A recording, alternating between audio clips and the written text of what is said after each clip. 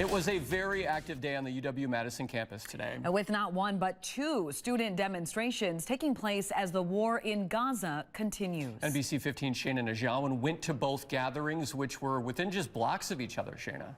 Yeah, one group of students held a vigil and the other called a die-in.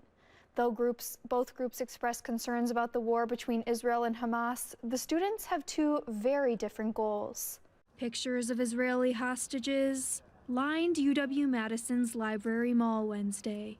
I think that there's been a plethora of emotions between anger and sadness to, in the past few days, a sigh of relief now that hostages are being freed. Freshman Seth Kozin organized the vigil, titled Bring Them Home. There are definitely lots of people on this campus that have ties to family members in Israel and also family members that have been impacted by this.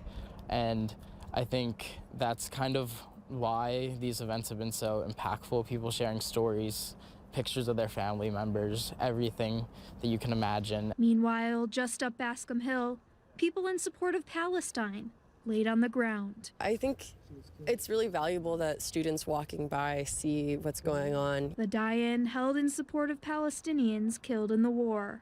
There are these demonstrations going on. You have so many members of the community, both Palestinian and not, showing up to support. PhD student Dalia Saba has family currently in Gaza. She hopes the demonstration makes students on campus think about their role in the war.